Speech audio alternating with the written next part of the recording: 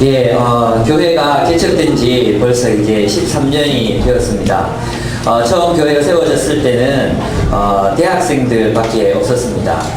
그런 대학생들이 이제 늘어나고 직장인이 한 명, 두 명이 되기 시작하면서 우리가 막 박수도 치고 또 기뻐하고 했던 적이 엊그제 같은데, 벌써 13년의 시간이 지나서 이렇게 가정을 이룬 사람들이 60명이 넘고, 그리고 직장인들이 120명이 훨씬 넘는 사람들이 모이게 됐고, 우리 대학교도 100명 가까이 되는 친구들, 그 청소년팀, 어린이들까지 이렇게 참 일가를 이루게 되었습니다. 13년 역사를 돌아보면 정말 기억해야 될 사람들이 정말 많이 있는 것 같아요. 참 감사하고 또 고맙고 그렇습니다. 오늘 우리가 읽게 된 이 말씀은 24장부터 이제 시작이 되는데요. 오늘은 이삭에 대한 이야기를 여러분들과 함께 나누도록 하겠습니다. 아브라함과 함께 시작되었던 그 믿음의 역사가 이제 최초로 다음 세대인 이삭에게 전수되어야 하는, 그 복음이 전수되어야 하는 그런 이제 시기에 와 있습니다. 사실 아브라함은 하나님을 잘 신뢰하고 따라갔었지만 아브라함 당대에 그 신앙과 믿음이 끝날 수도 있었다는 것을 우리는 기억해야 합니다. 그렇지 않습니까? 셋의 후예들은, 셋은 굉장히 하나님을 잘 섬기는 사람이었지만, 아담의 아들이었던 셋은 하나님을 잘 섬기는 사람이었지만, 그 이후의 세대들은 또 하나님을 버리게 되었습니다.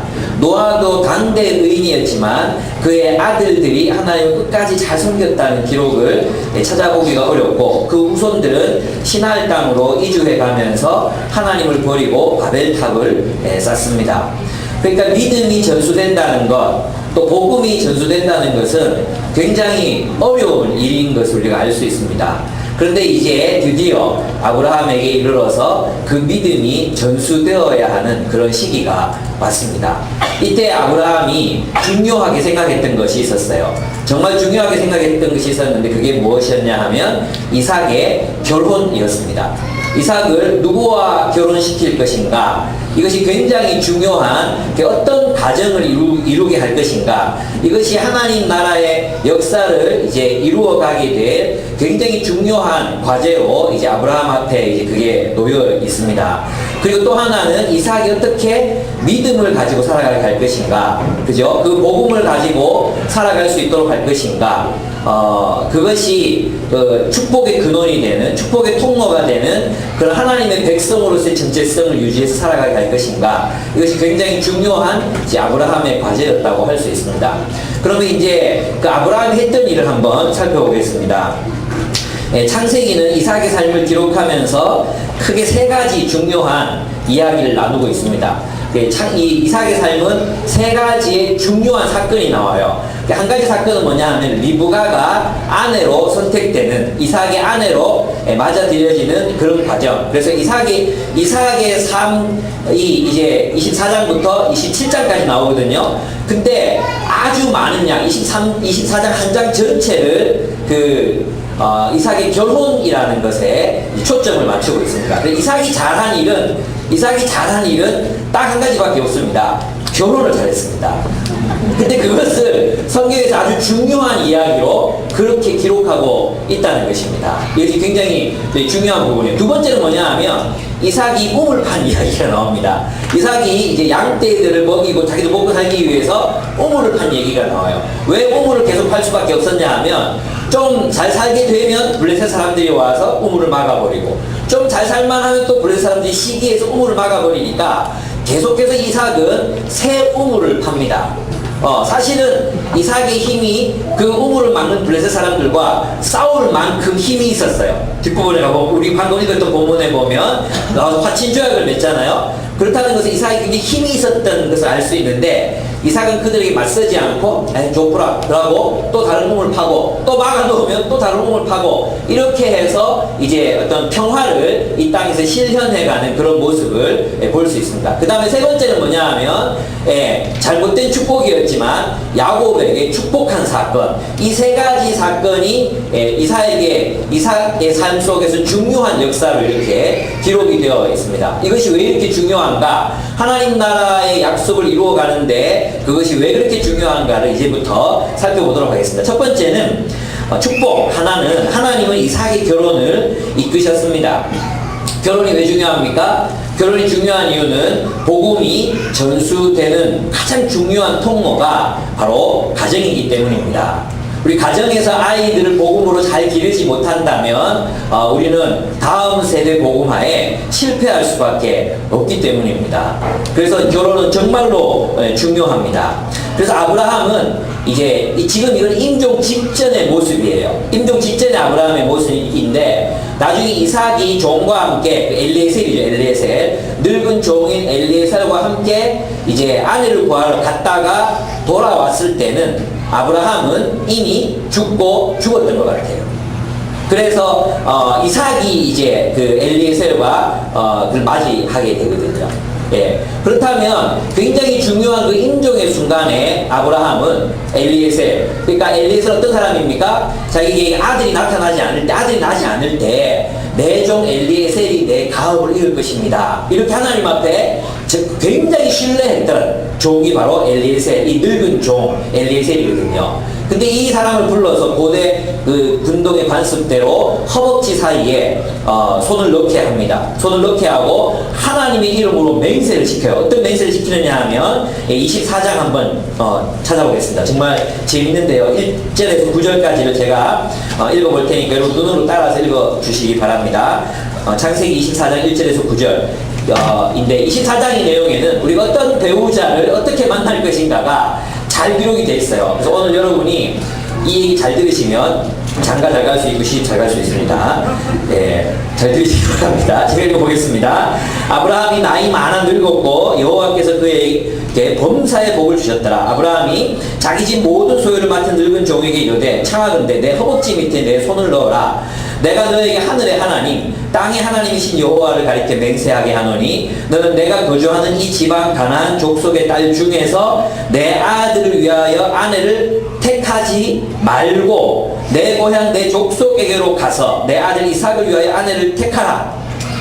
그러니까 뭐예요? 하나님 믿는 백성들, 여호와 하나님을 섬기는 백성들 가운데에서 이 누구냐면 아브라함의 동생, 나중에 만나게 된 리브가가 아브라함의 동생의 딸이거든요. 그러니까 사촌이죠, 사촌. 고대에는 집안 간의 결혼이 굉장히 많았잖아요. 그래서 거기에 가서 하나님을 믿는 백성의 딸 가운데에서 아내를 택하라고 강력하게 권고합니다. 그래서 종이 묻습니다. 5절에 보시면 종이 이르되 여자가 나를 따라 이 땅으로 오려고 하지 아니하거든 내가 주인의 아들을 주인이 나오신 땅으로 인도하여 돌아가리까 갈대아 우르 지방으로 다시 돌아가야 하오리까 이렇게 묻습니다. 이걸 다른 말로 하면 이런 뜻입니다. 아브라함에 대한 하나님의 계획, 아브라함이 믿었던 그 하나님의 뜻과 계획, 아브라함을 통해서 이 땅에 여호와의 의와 공도를 행하는 민족이 강력한 민족이 생겨날 것이다. 하나님의 나라가 세워질 것이다. 근데 이삭이 결혼을 못하면 끝나는 거잖아요. 그래서 이제 어떻게 얘기를 하느냐 하면 아들을 주인 나오신 땅으로 인도하여 돌아가리까 결혼을 위해서 다시 세상으로 가야 합니까? 당신이 죽고 그 다음에 이삭이 주인이 될 것인데 그 주인이 그러면 이 땅에서 살지 못하고 결혼을 못하면 그러면 다시 원래 우리가 나왔던 땅으로 돌아가서 아내를 구하고 거기에서 정착하며 살아야 합니까? 라고 묻는 것입니다. 이 말은 뭐냐 하면 그때는 다시 우리가 하나님 나라 백성으로서의 정체성을 포기하고 세상으로 가야 합니까? 세상으로 다시 돌아가야 합니까?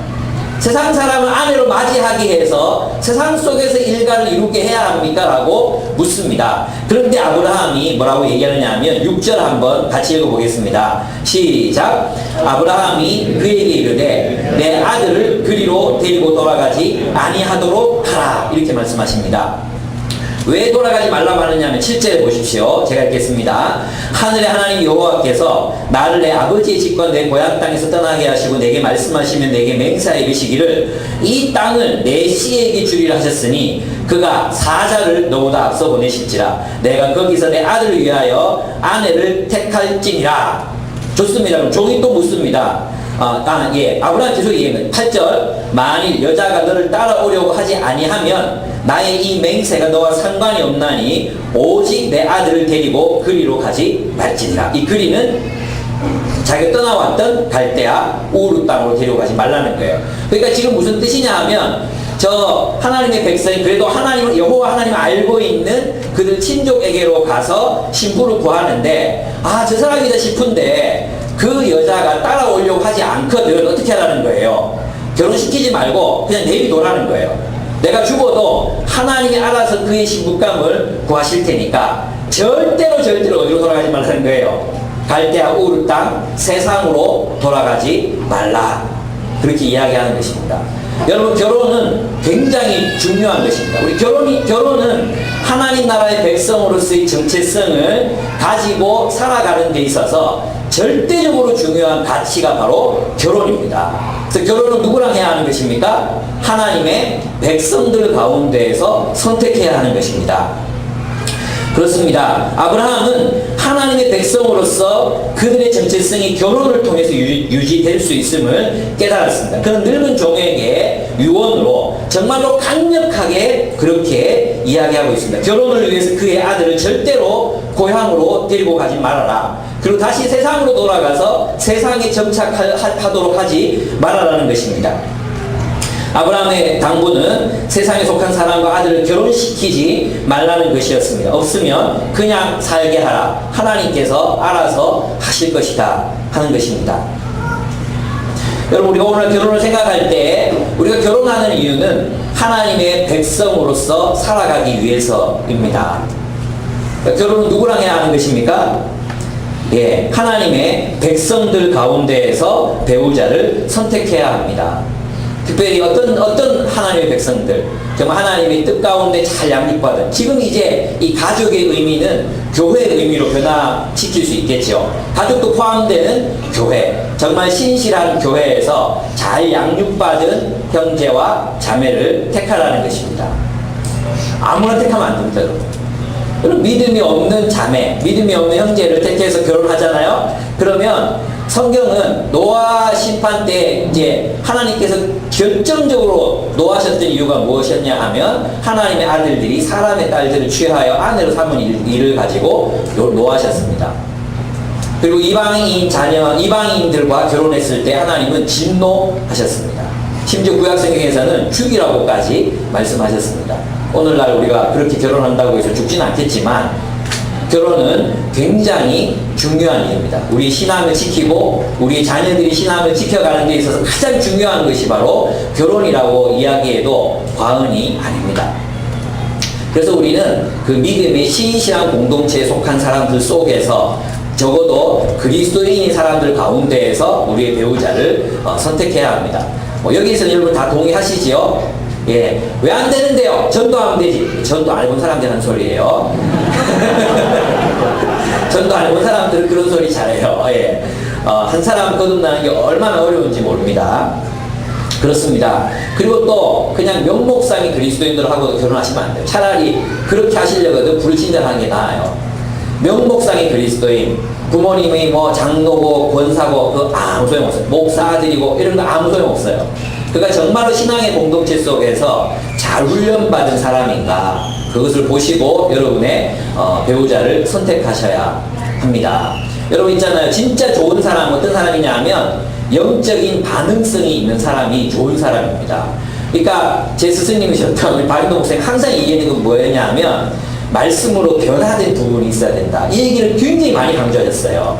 근데 저는 그게 요즘 깨달아져요. 요즘 그게 그 말이었구나. 그냥 자연적인 성품이 좋은 사람 그거 아니에요. 저도 많이 만나봤어요. 그런 사람. 우리 세상 살다 보면 많이 만나잖아요. 자연적으로 성품 좋고 리더십 있고 젠틀해 멋있고 이런 거 있잖아요. 아무 소용없어요. 그게 하나의 완고함이요 교만의 근거가 돼요.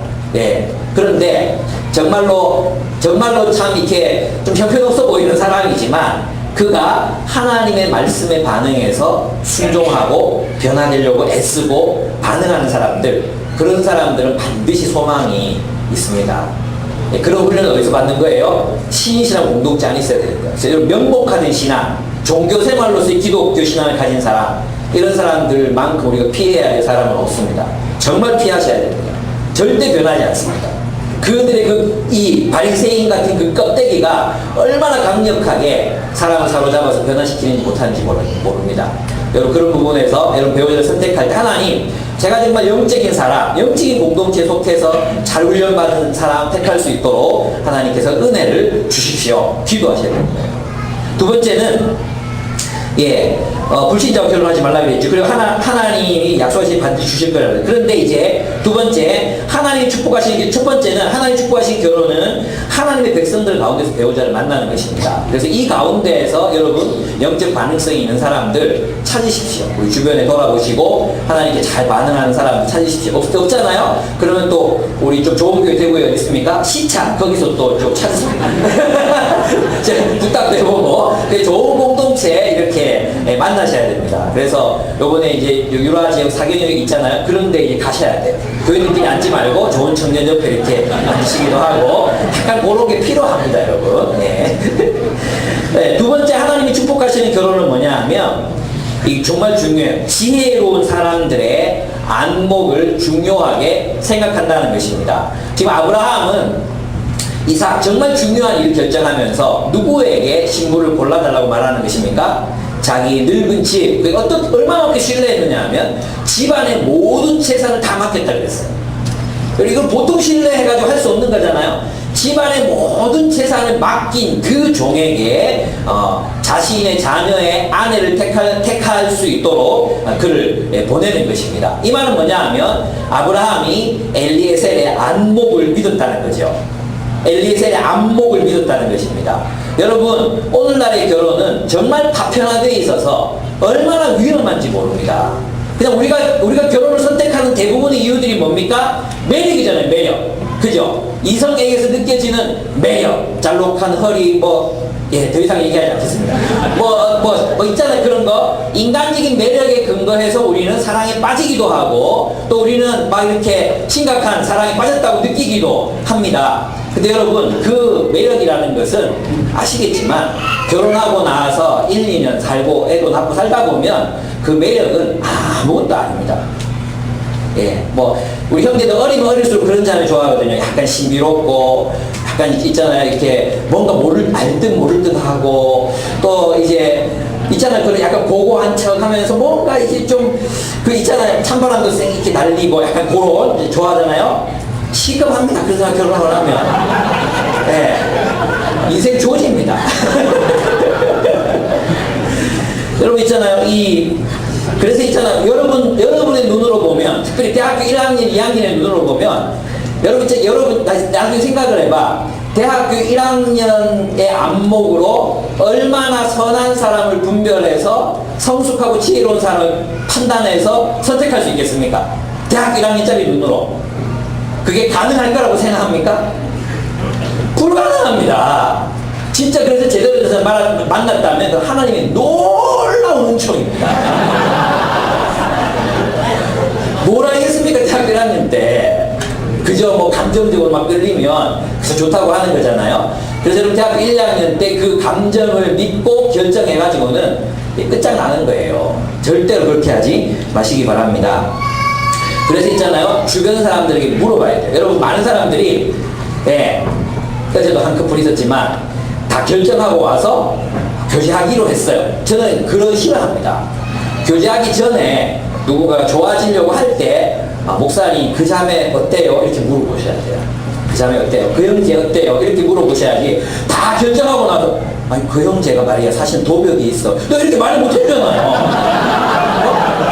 아니 어제 그 커플이 그랬다는 게 아니고 사실 네가 정말 그 형제 깊은 부분을 네가 정말 모르는구나 얘기를 못 해주잖아요. 그러니까 여러분이 좋아하는 감정이 조금 생겼을 때 찾아오셔서 이 사람이 좋아지는데 좋은 사람일까요? 라고 한번 물어보십시오. 그러면 여러분 적어도 어떤 사람? 엘리에셀처럼 하나님의 인도를 구하고 또 하나님의 사람이 아브라함에게서 훈련을 받았고 또 하나님의 인도를 꾸준히 받아왔던 그런 사람들에게 물어보시는 게 지혜입니다. 그것이 기독교 전통이에요. 여러분 아시죠? 아나베티스트들은 어떻게 결혼하는가?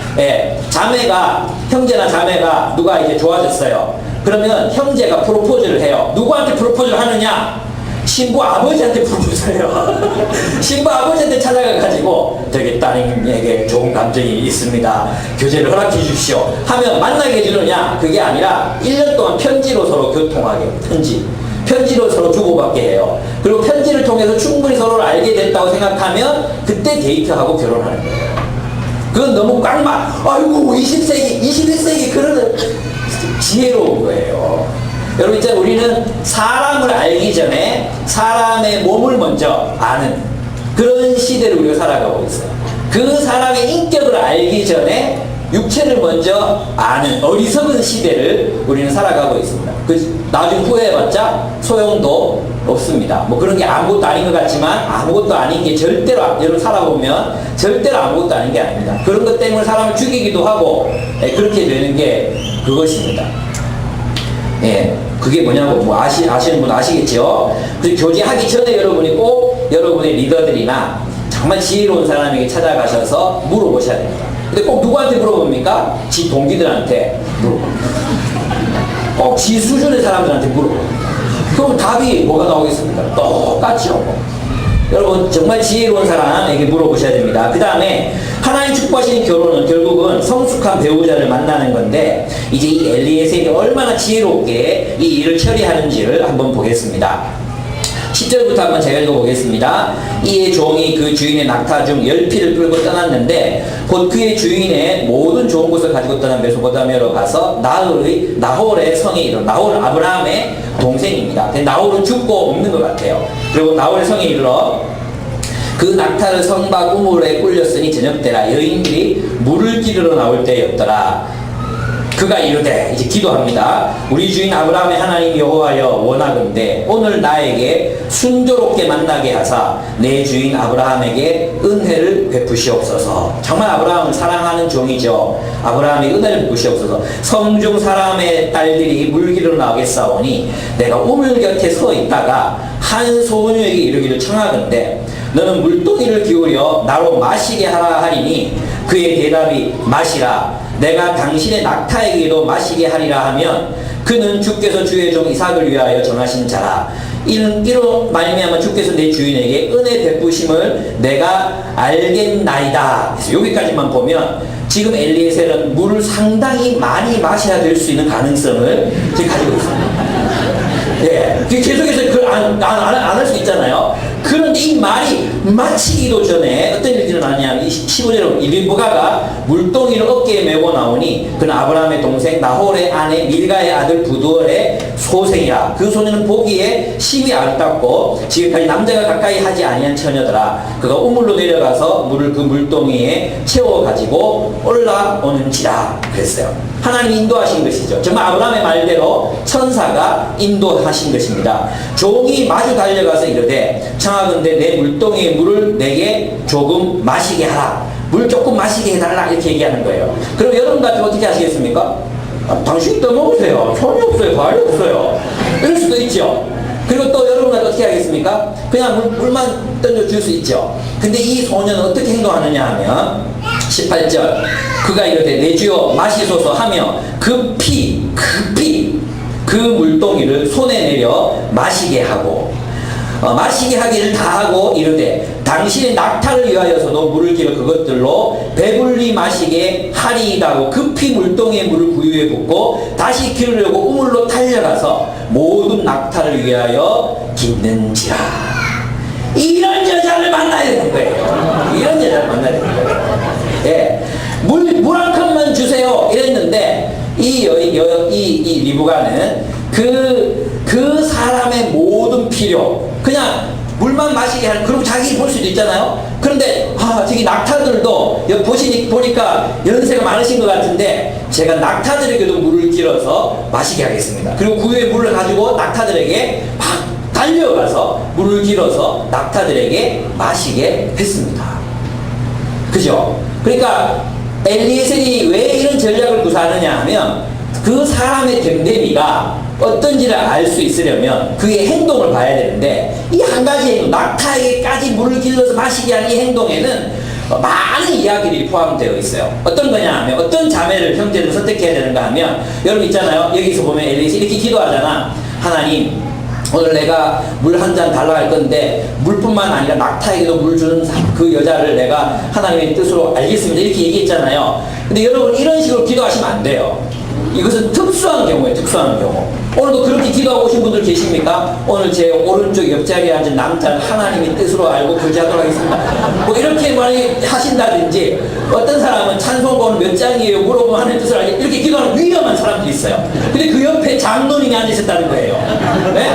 장로님이 오늘 찬송가 몇 장이에요? 이렇게 물어봤다는 거예요. 그러면 안 되잖아요. 그래서 이런 식으로 여러분 하나님 인도 받으시면 안 돼요. 이것은 특별한 경우에, 특수한 경우. 여러분이 정말로 이제 이런 경우, 그 자신의 짝을 찾기가 너무 어렵고 낯선 곳에 가서 사람을 선택해야 되는 경우에는 여러분이 그럴 수도 있어요. 그러나 이거는 보편적인 경우는, 그러나 여기서 나오는 원리들이 있어요. 어떤 사람이 하나님의 백성의 아내가 되는 그런 권리를 누렸느냐 하면, 첫째, 그녀는 주도적인 사람이었어요. 그러니까 시키는 대로 하는 사람이 아니에요. 시키는 것 이상을 해내는 자매였어요. 이것이 중요한 거죠. 사람들이 시켜보면, 시키는데 딱 그것만 하는 사람도 있거든요. 딱 그것만 하는 사람도 있어요. 근데, 지난주에 어떤 숲이 청소했죠? 지난주 토요일 날. 어제 말고 지난주 토요일 날. 선비자매 숲이 청소했습니까? 제가 청소해놓은 거 보고 정말 깜짝 놀랐어요. 사람들 숫자가 얼마 오지 않았는데, 그 컵이 놓여있는 위치며, 또 주방 바닥이 닦여 있는 것이며, 행주들이 딱 정확하게 제자리에 있는 것이 있잖아요. 정말 사람들의 마음을 이렇게 흡족하게 이렇게 하도록 다 청소가 되어 있었어요. 이거 한 가지만 봐도 우리 선미자매가 리브가를 닮았다, 이렇게 우리가 또 알 수 있는 거죠. 예, 그런 것들을 보고 우리가 사람을 선택해야 되는 거예요. 행동을 보고 예쁘다,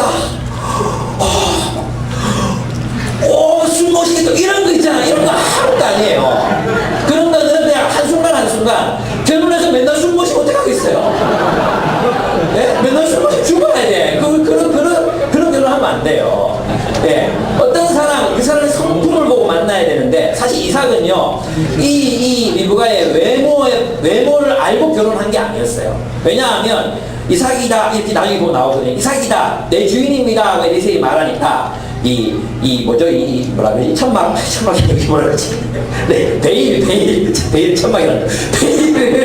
베일 얼굴을 가렸어요. 그래서 이삭은 리브가의 얼굴을 못 봤어요. 그런데 엘리에셀이 그녀를 관찰했을 때 그녀가 어떤 행동을 했는지를 본 거죠. 그죠? 그녀는 주도적으로 섬기는 사람이었습니다. 여러분, 이런 사람 만나야 됩니다. 공동체 안에서도 보면 주도적으로 사람들의 필요를 잘 알고 배려하고 그 이상을 섬기는 사람들이 있습니다. 그런 사람들 만나야 됩니다. 우리 형제들 중에 이런 사람들이 있어요. 저는 제가 정말로 확실하게 얘기할 수 있는 게 뭐냐 하면, 캠퍼스 간사 출신의 자매님들이죠. 그죠? 그리고 저희 교회에서 간사로 섬기는 사람들 있잖아요. 또 숙직으로 섬기는 사람, 이런 분들 계세요. 근데 이런 자매들을 제가 이렇게 하다 보면 형제들한테 그 자매 어때? 이렇게 물을 때가 있잖아. 부담스러워요. 너무 신앙이 좋아서 부담스러워요. 골이 빈 놈이에요. 이게 뭘 모르는 거예요. 뭐냐 하면, 이 사람들이야말로 섬김의 훈련이 잘 되어 있기 때문에 어떤 누구를 만나도 주도적으로 필요를 알고 섬기고, 스스로를 싸워도 하나님 말씀에 비추어서 자기 고집을 뻗고 또 화해를 요청하고 이럴 수 있는 사람들이에요. 여러분 형제들 기도해. 하나님, 내가 사역자 자매를 만나기 위해서 기도하셔야 돼요, 여러분. 아직 비어있는 사람은 좀 있어요. 아직 몇 명이 있거든요. 영원히도 비어있고 몇 사람 비어있으니까, 이게 내가 잘못 얘기하는 것 같아 지금. 내가 잘못 얘기하는 것 같아요. 몇 명 안 남았는데 그거 보니까 몇 명 안 남았어. 제가 지금 말씀드리고 싶은 건 뭐냐 하면, 사역적으로나 누구를 섬기는데 오랫동안 훈련받은 사람, 그런 사람들만큼 뛰어난 사람들이 없어요. 여러분, 그런 사람들 만나시기를 축복합니다. 섬김의 훈련이 몸에 밴 사람, 말 한마디에 그냥 몸에 이렇게 배어있는 거 있잖아요. 몸에 배서 막 섬기는 사람, 이런 사람들을 여러분이 만나셔야 합니다. 사람의 필요에 민감하게 반응할 줄 아는 사람, 분별력과 결단력을 갖춘 사람입니다. 한마디로 지혜롭게 사랑할 줄 아는 사람을 여러분이 선택하셔야 합니다. 그것은 공동체 안에서 오랫동안 서로를 보고 관찰했고, 또 많은 사람들이 그 사람의 모습을 보고 알 수, 이 경우에는 이 한 가지 행동을 보아서 알지만, 대부분의 경우는 공동체 안에서 그가 어떻게 섬기는지를 보면 알 수 있거든요. 예, 청소한다, 설거지한다 그러면 싹 빠져나가서 시집 잃는 사람들 있잖아요.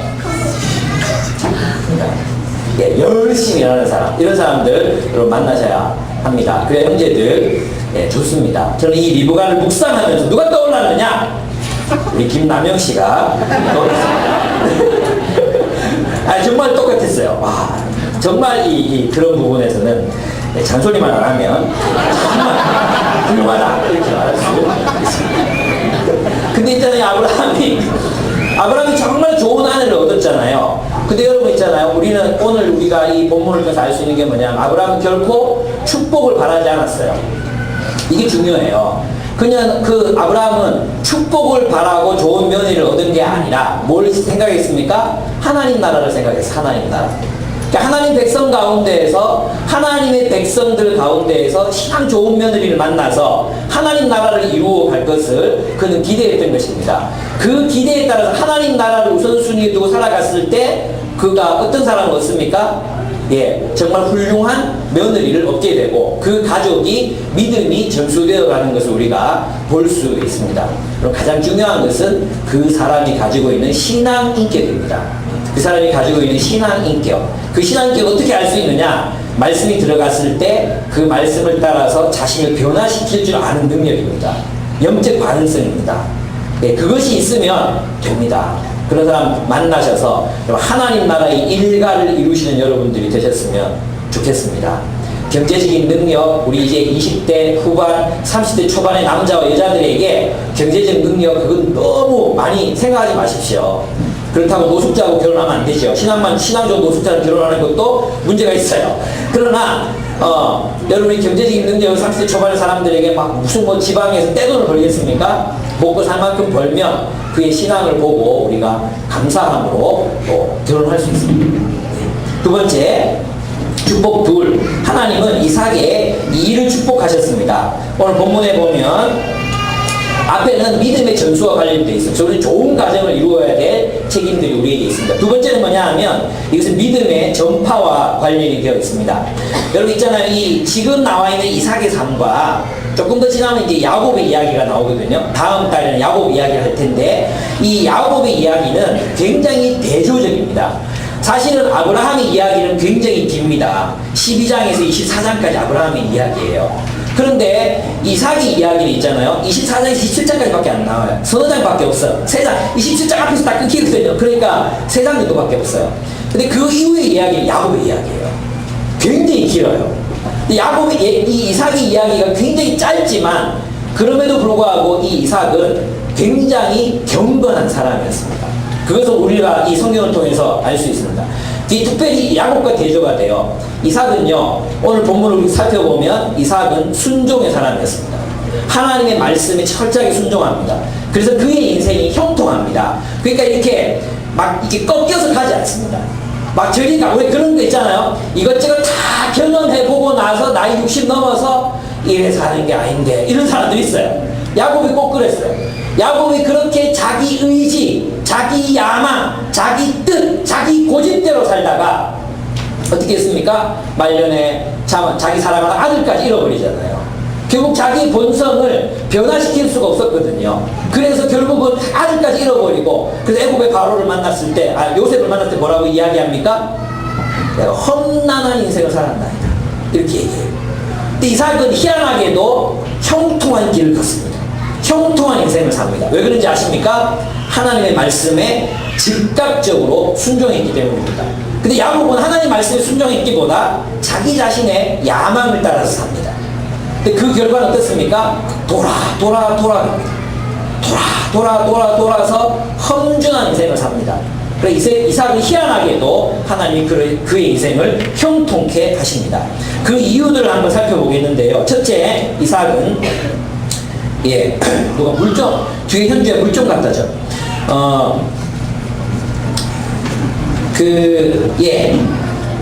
61절, 24장 61절 한번 보겠습니다.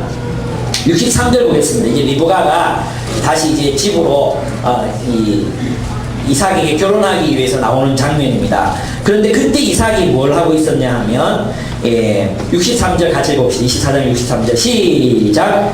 이삭이 저물 때 균에 나가 묵상하다가 눈을 들어보매 낙타들이 모든지라 이렇게 되어 있어요. 그러니까 이삭은 뭐 하는 사람이었어요?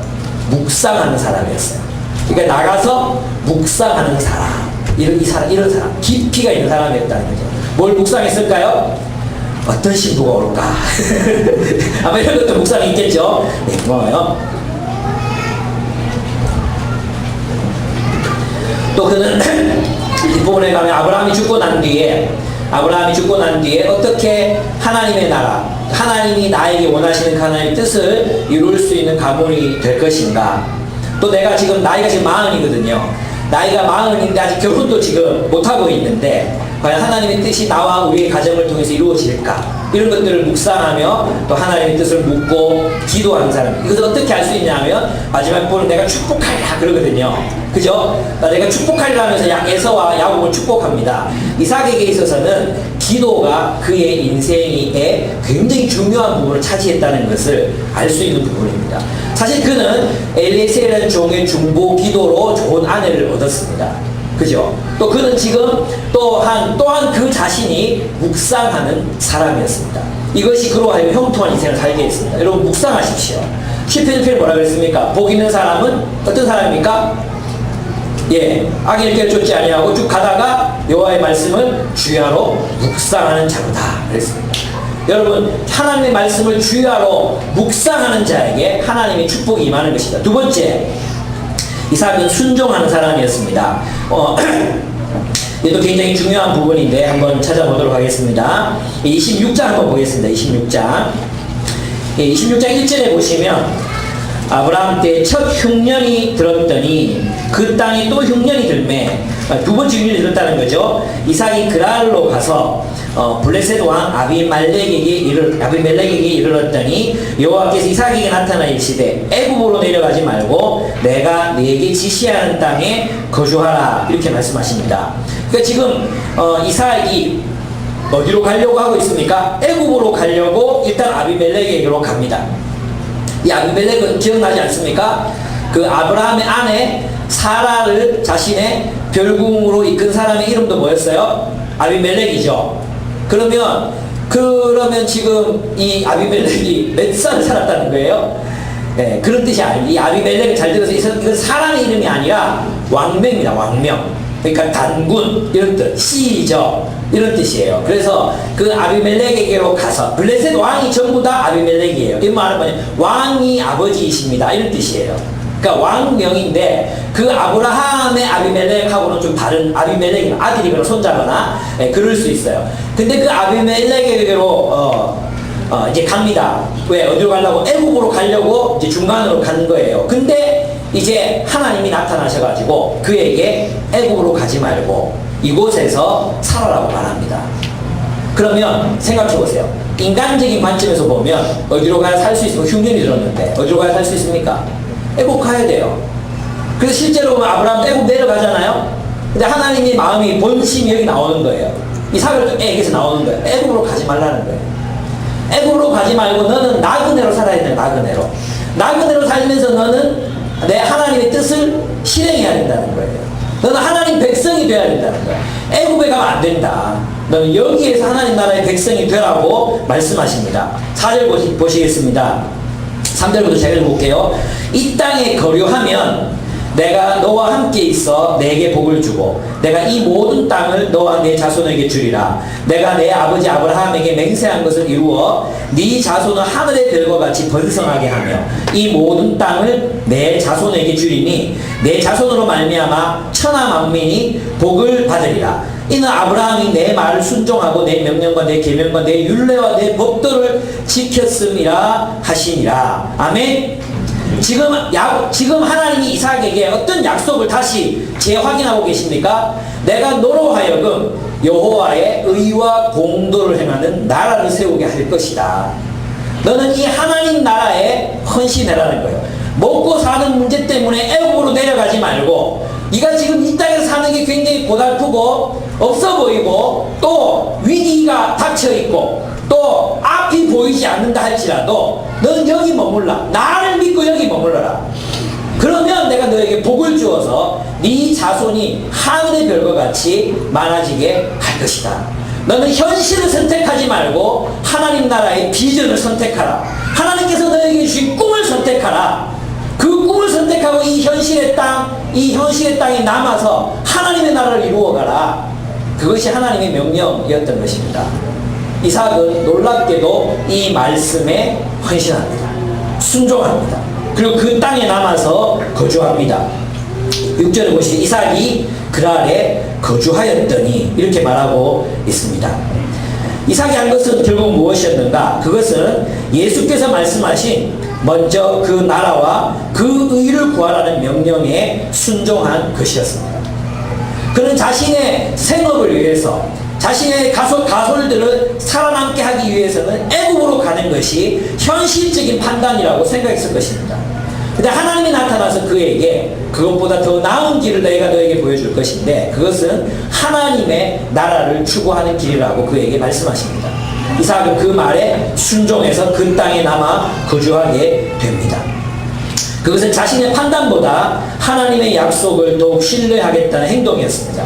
그것은 단기적인 이익보다 하나님의 나라를 구하겠다는 결단이었던 것입니다. 그래서 하나님은 그를 축복하십니다. 정말로 놀랍습니다. 이제 26장 12절 13절 한번 보겠습니다.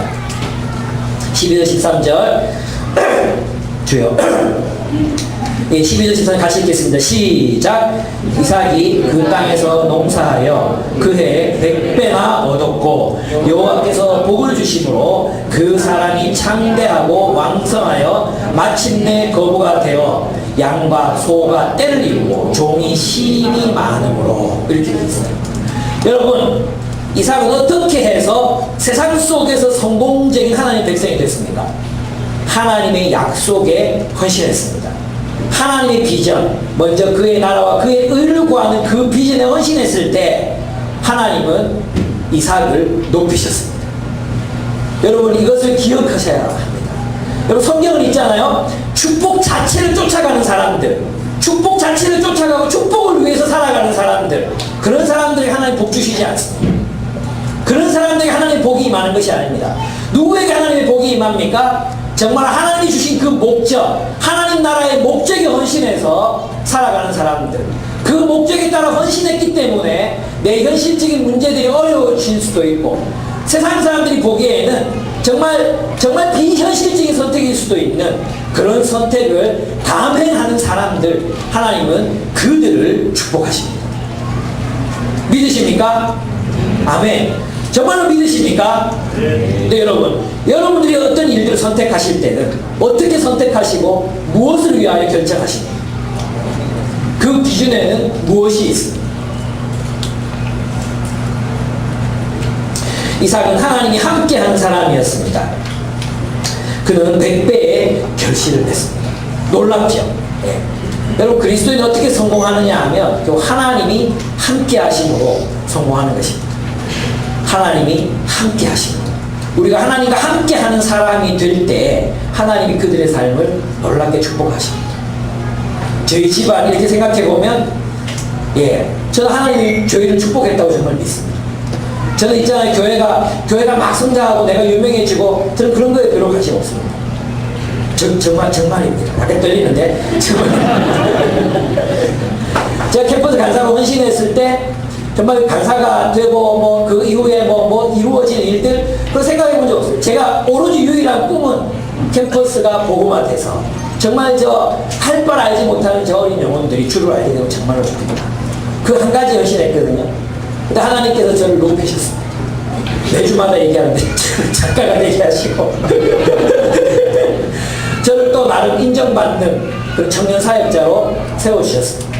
목사님들이 모이는 곳마다 가서 누굽니다 얘기하면 목사님이세요 이러면서 칭찬도 저는 그게 두렵습니다 솔직히. 그런데 이제 칭찬도 받습니다. 저희 가정을 생각하면 참 가정이 이렇게 세워지고 아이들이 아름답게 자라는 걸 보면 또 얼마나 감사한지 모르겠습니다. 우리 명은이 선생님은 명은이가 자기 반에 있어서 행복하대요. 행복하대요. 우리 현은이 또 선생님은 현은이 제가 깊이가 있어요. 그렇지? 현지 선생님은 쟤는 마음만 먹으면 모든 걸 할 수 있네. 저는 이런 가정을 이루게 될, 제가 여러분 있잖아요. 여러분 뭐 자랑하는 게 아니라 저는 원래 이런 축복을 누릴 만한 사람이 아니에요. 근데 하나님께서 정말 하나님의 나라의 목적을 위해서 살아갔을 때 그분께서 저의 인생을 채우시는 것을 저는 지금도 경험하고 앞으로도 경험하게 될 거라고 저는 확신합니다. 여러분 마찬가지입니다. 여러분 제가 살아가는 여러분의 모습들을 보면 그렇게 제 눈에 보입니다. 정말 하나님 나라를 위해 헌신하고 결단하고 살았던 사람들, 하나님이 버리시거나 하나님 비참하게 만드신 사람 저는 아직 알지 못합니다. 주님이 함께 하십니다. 그것을 누가 아느냐? 아비멜렉과 가서 아비멜렉. 그래가지고 나중에 찾아와요. 예, 한번 보겠습니다. 26절 한번 보겠습니다. 26절 우리 읽었던 본문이죠. 근데 사실 있잖아요. 이 아비멜렉이 나쁜 짓을 많이 했어요. 어떤 거냐면 이삭이 그랄 땅에 거주하면서 이제 거주하라 그랬잖아요. 거기 나그네였는데, 나그네란 말은 뭐냐면 유목민으로 살았던 유목민, 거주지가 없어요. 근데 이제 농사를 지었다 그랬거든요.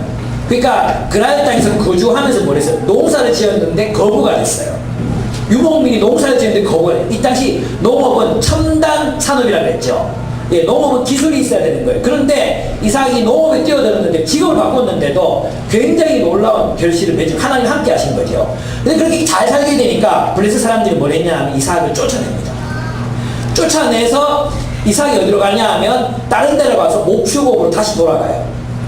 그러니까 굉장히 이삭의 삶이 다른 사람들에게 시기를 받고 꿀을 파놓으면 메꿔버리고 꿀을 파놓으면 메꿔버리고 그래서 아주 이렇게 힘든 삶이었거든요. 근데 하나님이 그와 함께 하셔서 그들 모두보다도 더 번영한 사람, 성공적인 인생을 산 사람이 되게 하시는 것입니다. 그래서 아비멜렉이 이제 위협을 느낍니다. 위협을 느끼고 찾아와서 우리가 읽었던 본문처럼 이런 협상을 하게 되는 것입니다. 이게 한번 보겠습니다. 너무 감동적인 그런 구절인데요. 27절 한번 보겠습니다. 26장 27절. 이삭이 그들에게 이르되 너희가 나를 미워하여 나에게 너희를 떠나게 하였거늘 어찌하여 내게 왔느냐. 네가 나 쫓아냈잖아. 근데 왜 또 왔냐. 이렇게 물어봤어요. 물어보니까 그들이 이르되, 그들은 하나님 모르는 사람들이에요. 하나님 모르는 그들이 이렇게 말해요. 너희가 여호와께서 너와 함께 계심을 우리가 분명히 보았으므로 우리의 사이 곧 우리와 너 사이에 맹세하여 너와 계약을 맺으리라 말하였노라. 너는 우리를 해하지 말라. 이는 우리가 너를 범하지 아니하고 선한 일만 내게, 맨날 꿈을 메꿔놓고 무슨 선한 일을 해. 선한 일만 내게 행하여 내가 평안히 가게 했습니다. 그러니까 안 죽이고 그냥 평안히 그 농사에 있는 거 다 빼뜨리고 그걸 쫓아냈잖아요. 근데 내가 너희들 안 죽이고 평안히 가게 했다. 그게 참 선한 일을 했다 이렇게 얘기하는 거지, 이 나쁜 놈들. 그래 이제 너는 여호와께 복을 받은 자니라 이렇게 했어요. 그 다음에 이삭이 그러니까 어떻게 해요? 이삭이 그들을 위하여 잔치를 베풀며 그들이 먹고 마시고 그런 평화조약을 그들과 함께 맺습니다. 얼마나 놀라운 일입니까? 사실 이삭이 이렇게 번영하게 될 것이라고 누가 생각했겠습니까? 근데 세상 사람들이 다 보더라도 어떻게 해요? 하나님의 나라를 중심에 두고 그 하나님 나라를 목적 삼고 살아갔던 그 이삭의 삶을 하나님이 놀랍게 축복하시니까 주변 사람들이 어떻게 생각했습니까? 하나님이 너와 함께하고 계신다. 하나님이 너와 함께하고 계신다. 그것을 그들이 알게 되었습니다. 그리고 이제는 강성해져서 우리를 해하지 말라. 네가 마음만 먹으면 우리랑 전쟁을 하고 우리를 전멸시킬 수 있다는 걸 안다. 그런데 우리를 해하지 말라. 평화조약을 맺습니다. 이것이 하나님의 방식입니다. 여러분 이삭은 하나님의 나라를 중심에 두고 하나님 나라를 목적 삼아 살았기 때문에 하나님께서 그를 강성하게 하신 것입니다. 그가 세상과 타협했기 때문이 아니라 그가 세상에 잘 보였기 때문이 아니라 하나님의 길을 창조적으로 걸었기 때문에 그는 하나님께 축복을 받습니다. 여러분 같이 어떻게 하십니까? 내 힘이 더 커졌어요. 내 힘이 더 커졌어요. 아비멜렉과 평화조약 하는 거래요. 네 그때 뭐 다 쫓아냈잖아. 뭐한다 막 자식 말이야 이러면서 조공 바쳐라 뭐 이렇게 하는지 나 같으면 조공 바쳐라 해마다 뭐 병몇십석 알지 뭐 이런 게 있잖아요. 막 그렇게 했을 것 같아요. 그리고 아마 힘으로 그들을 눌렀을지도 몰라요. 하나님 백성의 삶이 아니잖아요. 근데 이삭은요, 꿈을 빼뜨리면 족벌이고 또 새로운 거 파고, 꿈을 빼뜨리면 또 새로운 거 파고, 그래서 하나님 그를 강성하게 하시는 걸 경험했기 때문에 그들과 함께 좋은 시간을 보냅니다. 평화의 사람이 되는 거죠. 그 땅에 평화가 오게 합니다. 계속 뺏고 빼앗기고 싸우는 그 땅의 질서 속에 평화가 정착될 수 있도록 용서해 버립니다. 그리고 먹고 마시고 그들을 평화롭게 돌려보냅니다. 이게 하나님 백성입니다. 이삭의 삶을 하나님이 놀랍게 축복하셨습니다. 여러분, 바로 이것이 우리가 이 세상 속에서 보여주어야 할 삶의 모습이라고 저는 생각합니다. 여러분, 우리는 그리스도로 말미암아 하나님으로 말미암아 형통한 인생을 삽니다. 결코 세상에 타협하지 마십시오. 축복과 번영 자체를 목표로 삼지 마십시오. 하나님 나라를 위해서 살아가십시오. 하나님이 여러분에게 길을 내실 것입니다. 막막하고 답답해 보이고 어려워 보이지만 여러분의 중심 가운데 하나님의 나라가 살아있다면 하나님께서 여러분들을 강성하게 하시고 하나님께서 여러분들을 높이시고 하나님께서 여러분들을 번영케 하실 것입니다. 저는 그것을 믿습니다. 예, 제가 이제 처가에 가면 예전하고는 조금 대접이 달라졌어요. 예전에 간사 생활할 때는 월급 얼마 받노 이러면은 이제 그 월급으로 사위들의 평가가 1순위, 2순위, 3순위, 4순위 다 정해지거든요. 그죠? 이게 굉장히 불리한 거예요. 우리가 아무리 잘해도 있잖아요. 부모님들한테는 돈 많이 벌고 세상적으로 유명하고 그리고 뭐 이렇게 세상이 말하는 그런 사람 있잖아요. 그 출세한 사람, 그런 사람 사위로 두는 게 최고예요. 누가 뭐라 그래도 아무리 가서 뭐 잘하고 뭐 상냥하고 이래도 그게 별로 안 와닿거든요. 그런데 있잖아요. 이제 요즘에 가면 좀 달라지셨어요. 그 동네에서 어떻게 소문이 났냐면 그 집 사위들은 뭐 첫째도 사업 잘 되고 목사 사업도 교회가 그리 잘 된다며 이러면서 이제 성공한 사람처럼 이제 되기 시작했어요. 네. 그런 생각 좀 슬프기도 한데 그죠? 하나님이 저를 높이시고 계시다는 걸 저는 느껴요.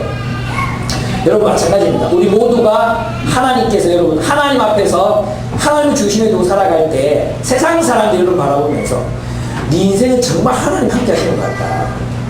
이걸 하나님이 너와 함께 하시지 않으면 도저히 일어날 수 없는 일인데 하나님이 너와 함께 하시는 것 같다.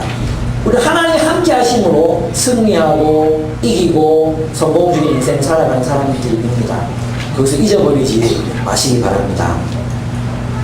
예, 세상은 그를 몰아내고 사사건건 방해했지만 하나님은 그를 번영하게 하셨습니다. 그가 번영한 이유는 그가 하나님의 나라를 구하는 사람이었기 때문입니다. 마지막으로 여기까지 끝나면 이삭이 정말 대단한 사람처럼 보이잖아요.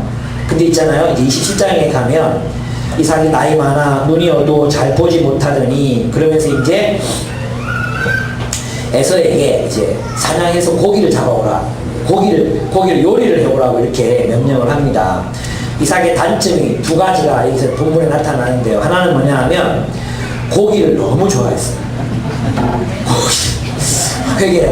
고기를 너무 좋아해가지고 분별력을 상실해요. 왜냐하면 리브가가 쌍둥이 임신했을 때 너무 많이 이것들이 싸우니까 리브가가 하나님께 물었거든요. 그러니까 하나님 뭐라고 대답하면 네 태중에 두 민족이 있다. 근데 큰 자가 작은 자를 섬길 것이라고 분명히 말씀하셨어요. 그리고 그 작은 자를 통해서 하나님 나라의 역사가 이루어질 거라고 리브가가 말씀하셨거든요. 리브가는 이걸 기억하고 있었어요. 그래서 리브가가 야곱을 사랑했던 이유는 그 말씀을 기억했기 때문이에요. 뭐 부엌에서 엄마 뭐 요리 잘 도와주고 여성스럽고 그런 거 아니에요. 야곱은 조용했기 때문에 아직 뭐 리브가가 사랑해 이런 뜻이 아니라 리브가는 야곱에 대한 하나님의 약속을 신뢰하고 있었어요.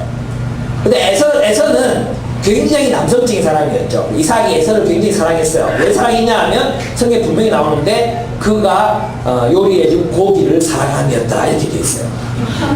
네. 고기를 너무 좋아해가지고 이 영적인 분별력 하나님의 약속을 잊어버립니다. 그래서 에서에게 축복을 하려고 해요.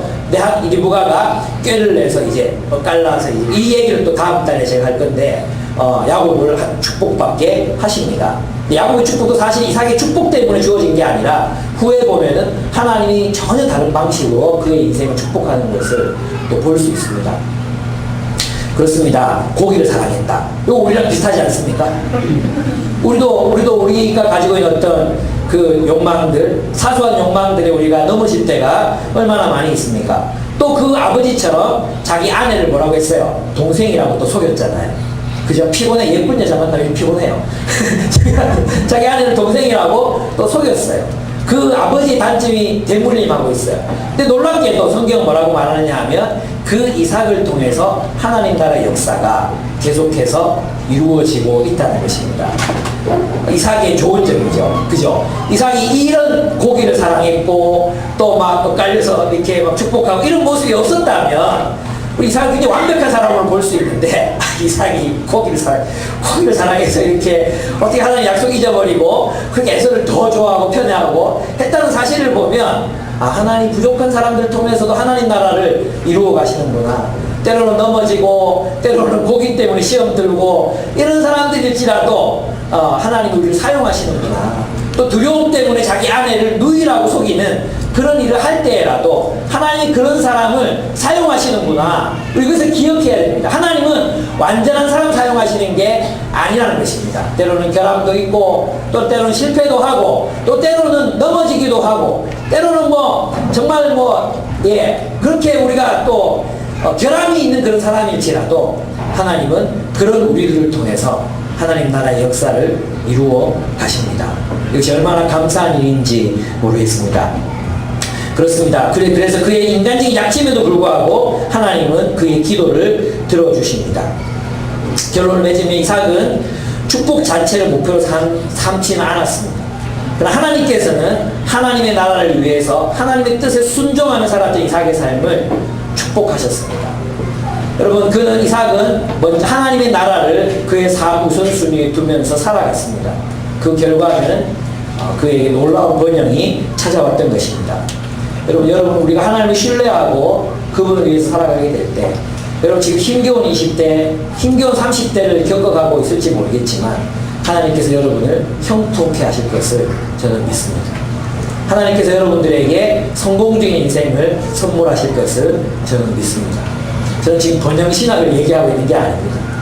정말로 주께서 우리가 주를 위해 살아가게 될 때 하나님께서 여러분들의 삶에 놀라운 풍성한 것들로 경제적인 것만이 아니라 다른 많은 것들로 여러분의 삶을 채우실 것을 저는 확신합니다.